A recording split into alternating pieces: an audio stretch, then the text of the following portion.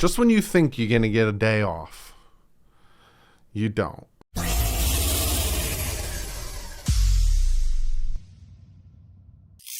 What is up, Finn fans? Wasn't expecting to make a video today. But then all of a sudden, Twitter exploded with the thoughts of the title. Miami Dolphins are going in the direction of Tua Tagovailoa. They're not interested in Deshaun Watson, blah, blah, blah, yada, yada. So we're going to talk about this. I'm going to talk about the tweets. I'm going to talk about some of the things I'm hearing in the tweets, give you guys my opinion on it, even though you guys should probably already know my opinion on it. And all that stuff, because a lot of you guys have been hitting me up wanting me to make a video about this. So this is essentially also comment of the day, because a lot of people are like, Doug, look at this. Doug, look at this. So I'm going to talk about it. I tried to talk about it on Twitter, but you're limited to only a few amount of characters, and you guys know I talk a lot. So we're going to jump into this. But first, before we jump into that stuff, I got to shout out some new patrons and members. You guys are fantastic. Thank you so much for joining. On the member side, Eugene Miller Jr. and Kevin Timperley. Thank you so much for being members. And on the patron side, Joshua Williams and Connor Bettany. Thank you guys so much. If you don't know, you guys joining the membership and you guys joining the Patreon helps this channel out drastically. Helps me do all the things I do, have all the PFF and StreamYard, all that good stuff. So you guys are awesome, fantastic, and thank you guys so much for joining both. You also get crazy perks. You can check them out in description. But yes, we're going to look at a bunch of tweets. And I'm going to just jump into it, and then I'll give you my reaction, right? First, Adam Schefter comes out. With Brian Flores out in Miami, the chances of the Dolphins pursuing or acquiring a Texans quarterback Deshaun Watson are greatly diminished, if not gone, per sources. Flores had an interest in exploring a Watson deal, but others in the organization, including owner Stephen Ross, did not. And then he backtracks. He backtracks hard. He says another source insisted today that the Dolphins were all on the same page and that they all wanted Deshaun Watson, 100%, one source says. So again, he comes out and says that ain't happening, and then all of a sudden he comes out and he says, but one other source told, I'll talk about it. Then Ian Rappaport comes out and says the Dolphins embark on their search for a head coach with the exception that Tua Tagovailoa is their starter for 2022 and now plan to build around and support him. The organization's belief in Tua as their starter is considered significant, and it appears the search for a flashy replacement is over. Barry Jackson comes out. Sources with direct knowledge confirms national reports from a short time ago that Dolphins are planning to move forward with Tua as their starter, barring something unforeseen. This is what Greer wants, and Ross is fine with it. Keep that in mind. And then Cameron Wolf came out and said, never say never, but chances for Deshaun Watson trade dropped drastically when Brian Flores was fired. Watson's interest dropped somewhat too. Dolphins want to find a head coach who can maximize Tua going into year 3. Offseason focusing on finding right head coach, fixing O-line, and adding weapons. So essentially, in a nutshell, the Miami Dolphins are gun-ho and all in on Tua Tagovailoa for the 2022 season. The thing, I'm good, let's see what he could do with the players around him. Again, this is what I'm saying now, but I'll get to my point. Good. Bring in a head coach that can help him be more consistent, help him trust his arm more, help him, throw the deep passes when they're open. Help him with this. Give him an offensive line. Give him more than just one wide receiver, one tight end. Give him a running game. Let's see what he can do in that situation, right? But they're out on the Deshaun Watson situation. I don't believe that. They're saying Stephen Ross, that one tweet that says Greer, let me see if I can pull it back up. The Dolphins are planning to move forward to this is what Greer wants, and Ross is fine with it. Ross is fine with it. So Greer doesn't want to look like an idiot taking Tua Tagovailoa 5th overall and him not panning out. He wants to make sure he made the right decision, which, again, he had the 32nd run game. He had the 32nd offensive line last year, and he still did decent. He didn't do as well as I'd like to see him do, but he still did decent with injury-riddled wide receivers, 32nd run offense, 32nd offensive line. Adam Schefter like I said, Adam Schefter fixes his things. As another source insisted today that the Dolphins were all on the same page and they all wanted Deshaun Watson 100%, one source said. So you could take this however you want. Again, this goes back to dysfunction. Chris Greer wants to make sure he doesn't look like an idiot taking to a 5th overall, and then all of a sudden they just give up on Tua and go with Deshaun Watson. I'm also hearing a ton of rumors. Again, these are all rumors. Everything that is coming out are all rumors. Everything that is being said, rumors. None of it is definitive. But it's also coming out that Brian Flores is thinking of taking New York Giants' job and bringing Deshaun Watson with him, and he's in constant talks with Deshaun Watson. First of all, no, that's tampering. You can't do that. Second of all, whatever. Go to New York. But here's my thing, and here's my biggest problem with everything coming out. If it's true, now if they decide, hey, we want to see what Tua can do, we want to ride with him this season, build around him, good, give him a chance. Let's see what he can do on an actual offense and with a run game and all that stuff. I'm all for it. Like I said in my evaluation, I think he could be a good quarterback in this league, but I didn't think it should have been with the Dolphins because they put a full course press out for Deshaun Watson. And now all of a sudden it wasn't us, it was Flores. I call BS.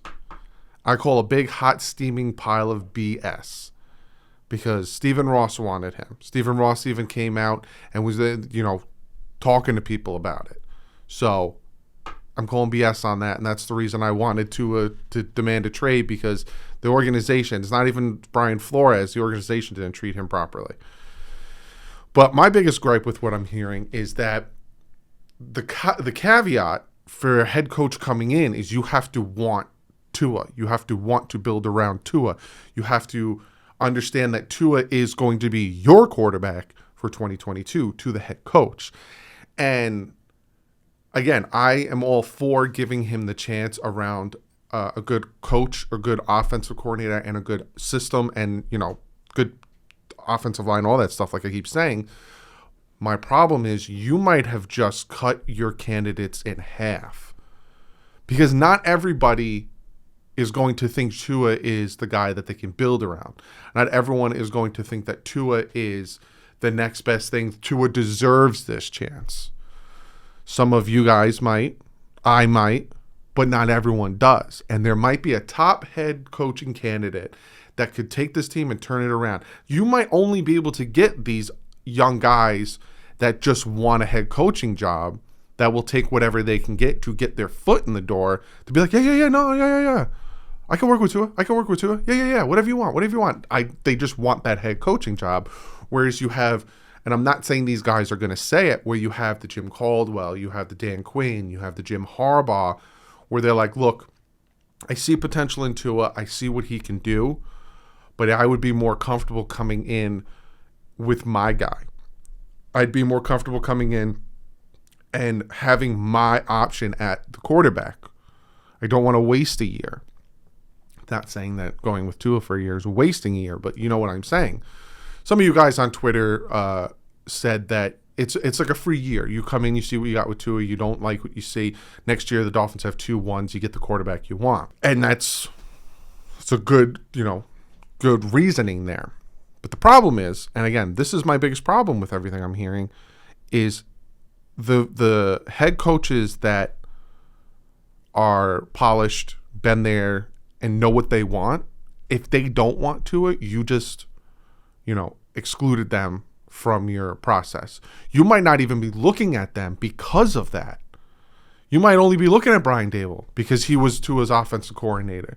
You might be only looking at McDaniel because he can work. You might be looking at Kellen Moore because he's a lefty quarterback, and you might only be looking at a finite group of head coach candidates because they fit what you want to do with one quarterback, with one player on a 53-man roster.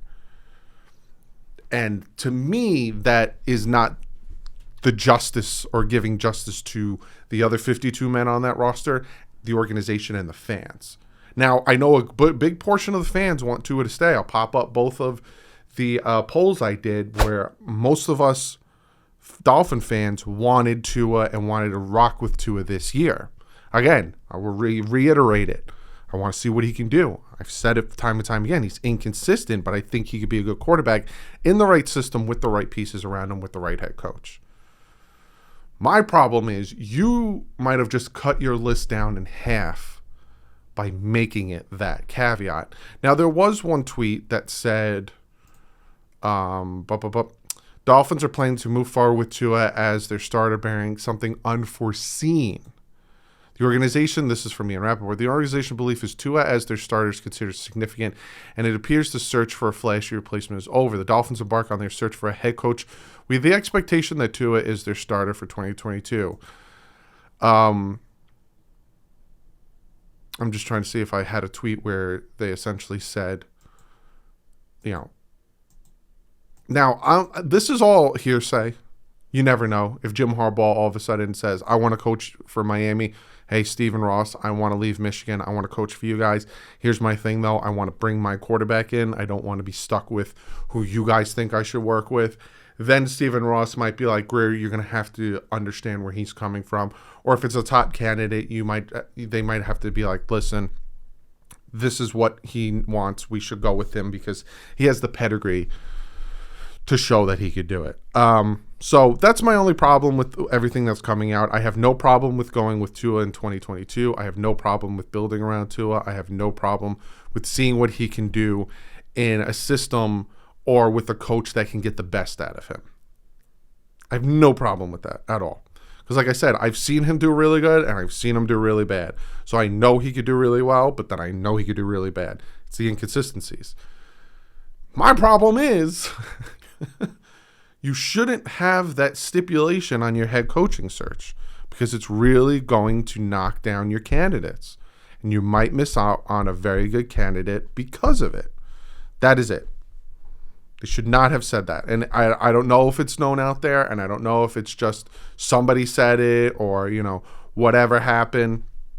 But it just doesn't make sense to me. It doesn't make sense to me at all. It should be a head coaching search, bring in the very best candidate to win games. It shouldn't be bring in the best candidate to win games, but also wants to work with Tua. It shouldn't be that way. We tried to do that with Adam Gase and Ryan Tannehill, and it failed miserably. They brought in Adam Gase specifically because he was a quarterback whisperer. He wasn't. He just worked with Peyton Manning, and Peyton Manning made him look good. So they wanted to finally see what we can get out of Tannehill after 5 years at that time. We'll bring in a guy specifically for him. We draft Tannehill. We bring in his head coach as our offensive coordinator. Joe Philman worked with... You see what I'm saying? Don't do that.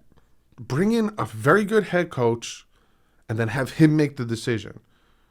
If this head coach has been to a Super Bowl, won it, knows how to build a team, knows how to be successful, and he likes Tua and he likes what he sees from Tua's film, then good. He knows what he's talking about. Let him coach Tua. But if this head coach comes in for an interview and has all that pedigree I was just saying, and you say, well, you're going to have to, Tua's your quarterback for 2022, and he says, well, I don't think Tua will get me where I want to be. It'll be a waste of a year. Let me bring in my quarterback. Oh, that's not what we want to do. That's my only problem. I'm about winning. I'm tired of losing. I'm tired of the up and down. I'm just tired of it. So the fact that you come in here and put that caveat and that asterisk and that stipulation on your head coaching search. Now, again, none of this is from Greer or Flores. None of this is a known statement. This is just sources say and behind the scenes say and we've heard that all year. Deshaun Watson is going to be traded to the Dolphins on Monday. So, but it's still, if it is true, I think it's stupid. I'm not a Tua Tagovailoa fan. I'm a Miami Dolphin fan. I like Tua Tagovailoa. I think he can be successful, but I'm a Miami Dolphin fan. So this and this and this comes first. I'm not a Tua fan. I actually hate Alabama. I'm not a Tua fan. I'm a Dolphin fan. So you shouldn't be bringing in a head coach for Tua. You should be bringing in a head coach for the Miami Dolphins. That's my problem. And again, I've supported Tua. I've talked about his good and his bads. I think he could be a good quarterback. I need to reiterate that because some people hear what I'm saying and then think that I want to move on from Tua, think that I think Tua sucks, yada, yada. Oh, look how quickly your opinion changes. It hasn't. I just don't like the way they're going about this head coaching search if these rumors are true. Should not be going about this way. You should find the best head coaching candidate, the best guy for the job, and let him make that decision. Don't push that decision on him. But we'll see what happens. This is a lot of hearsay, and the fact that Adam Schefter comes back out and says, another source insisted today that the Dolphins were all on the same page shows that never say never. Never say never. So we'll see. I'll keep you guys updated. I'm about to watch the playoff game. I think it's on right now. Yeah, it's 4:47. It's on right now. I'm about to watch the Bengals-Raiders playoff game. I'm picking the Bengals to win. First playoff win in 31 years if they win this one. I think the Raiders have a long drought too. So I'll see you guys Monday. I'm going to be talking about the schedule. Not the schedule, but the opponents that we have going on next year. Got some really interesting games. But comment below. Let me know what you guys think. And take your biases aside. If you love Tua and yada yada, take that aside and put the logo first and put the team first and tell me how you feel. Do you think it's fair and just to go for a head coach with that stipulation that he has to work with Tua? Let me know. Comment below. I'm very interested to read your comments. But other than that, I'll see you guys on Monday unless news breaks. Because supposedly Dan Quinn might be the lock for Denver, and then some think that Brian Daboll might be the lock for Miami. Never a dull moment.